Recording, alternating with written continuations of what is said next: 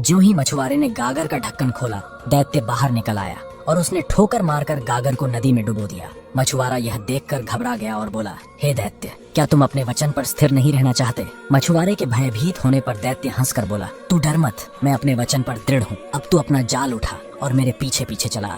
वे दोनों चलते चलते एक नगर के अंदर से निकलकर एक पहाड़ की चोटी पर चढ़ गए। फिर वहाँ से उतरकर एक गुप्त महल में गए। उस महल में एक तालाब दिखाई दिया जिसके चारों ओर 4 टीले थे। तालाब के पास पहुंचकर मछुआरे से दैत्य ने कहा, तू इस तालाब में जाल डाल और मछलियाँ पकड़। मछुआरा खुश हो गया क्योंकि तालाब में बहुत सारी मछलियाँ थी। उसने तालाब में जाल डालकर खींचा तो उसमें 4 मछलियाँ आई जो 4 रंग की थी, सफेद, लाल, पीली और काली। दैत्य ने कहा, तुम इन मछलियों को लेकर यहाँ के राजा के पास जाओ, वह तुझे इतना धन देगा जो तूने देखा भी न होगा। किंतु एक बात का ध्यान रखना, तालाब में एक दिन में एक ही बार जाल डालना। यह कहकर दैत्य ने जमीन में जोर से ठोकर मारी। जमीन फट गई और दैत्य उसमें समा गया। मछुआरा उन 4 मछलियों को बादशाह के महल में ले गया। बादशाह उन मछलियों को देखकर अत्यंत प्रसन्न हुआ। उसने अपने मंत्री से कहा कि ये मछलियाँ बावर्चिन के पास ले जाओ। मंत्री मछलियाँ बावर्चिन के पास ले गया। बादशाह ने मछुआरे को 400 मोहर इनाम में दे डाली। बावर्चिन ने मछलियों के टुकड़े करके तेल में भुनने के लिए डाला। तभी उसने जो कुछ देखा उससे उसकी आंखें फटी की फटी रह गई। उसने देखा कि रसोई घर की दीवार फट गई और उसमें से एक बेहद सुंदर स्त्री बाहर निकल आई। स्त्री बाहर आकर अपने हाथ में पकड़ी हुई एक मूल्यवान छड़ी उठाकर उस कड़ाही के पास आ खड़ी हुई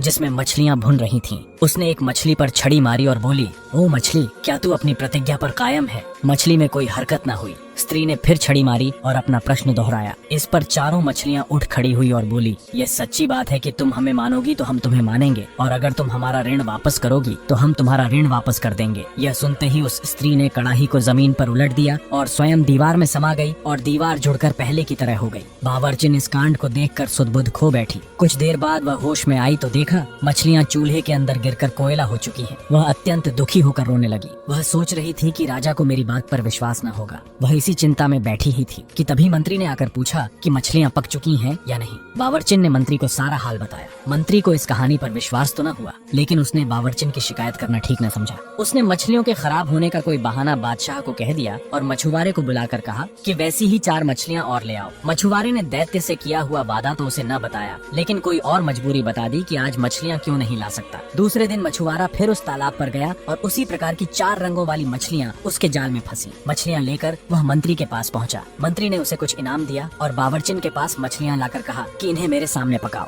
बावर्चिन ने पहले दिन की तरह मछलियां काटकर तेल में डाली और जब उसने उन्हें कड़ाही में डाला तो दीवार फट गई और वही स्त्री हाथ में छड़ी लेकर दीवार के अंदर से निकली और छड़ी से एक मछली को छूकर पहले दिन वाली बात पूछी। उन 4 मछलियों ने जुड़कर सिर उठाकर वही उत्तर दिया। स्त्री ने फिर कड़ाही उलट दी और स्वयं दीवार में समा गई और दीवार फिर जुड़कर पहले जैसी हो गई। मंत्री यह सब देखकर स्तब्ध रह गया। अब उसने यह बात राजा को बता देना ही ठीक समझा। जब उसने राजा को यह कांड बताया तो उसे भी घोर आश्चर्य हुआ। उसने कहा कि मैं स्वयं अपनी आंखों से यह सब देखना चाहता हूँ। उसने फिर मछुआरे से कहा कि ऐसी ही 4 मछलियाँ और ले आओ। मछुआरा बोला, अब मैं 3 दिन से पहले मछलियाँ लाने में असमर्थ हूँ। चूँकि सारी घटना अद्भुत थी इसलिए राजा ने मछुआरे पर कुछ जोर नहीं डाला। 3 दिन बाद उसने फिर वैसी ही 4 मछलियाँ लाकर राजा को दी। राजा ने खुश होकर उसे 400 अशर्फियाँ और दी। अब बादशाह ने मंत्री से कहा कि बावर्चिन को हटा दो और तुम खुद मेरे सामने इन मछलियों को पकाओ। मंत्री ने मछलियाँ पकाना शुरू किया। जब एक और लाल होने पर मछलियों को पलटा गया तो एक बार फिर दीवार फट गई, किंतु इस बार उसमें से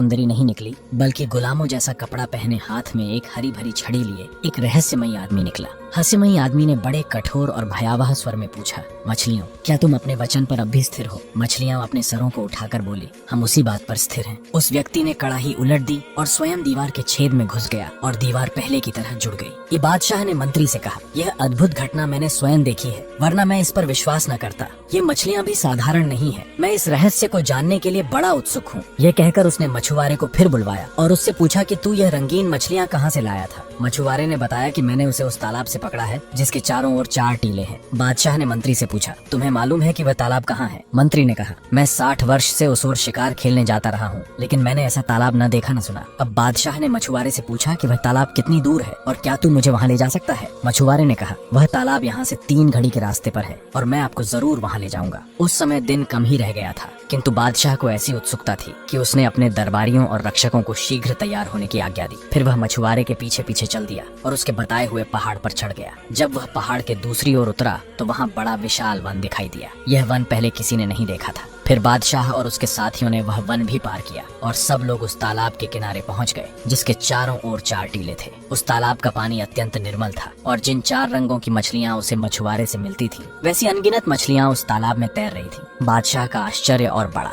उसने अपने दरबारियों और सरदारों से पूछा कि तुम लोगों ने पहले भी इस तालाब को देखा है या नहीं। उन सब ने कहा कि हम लोगों ने इस तालाब को देखना तो दूर, इसके बारे में सुना भी नहीं। बादशाह ने कहा कि जब तक मैं इस तालाब और इसकी रंगीन मछलियों का रहस्य अच्छी तरह समझ नहीं लूंगा यहाँ से नहीं जाऊंगा। तुम सब लोग भी यहाँ डेरा डालो। उसकी आज्ञा अनुसार दरबारियों और रक्षकों के डेरे तालाब के चारों ओर पड़ गए। रात होने पर उसने मंत्री को अपने डेरे में बुलाया और कहा, मैं इस भेद को जानने के लिए अति उत्सुक हूँ कि उस बावर्ची खाने में रहस्यमयी गुलाम कैसे आया और उसने मछलियों से कैसे बात की, और यह भी जानना चाहता हूँ कि यह तालाब जिसे किसी ने नहीं देखा था अचानक कहाँ से आ गया। मैं अपने कौतूहल को दबा नहीं पा रहा हूँ, इसलिए मैंने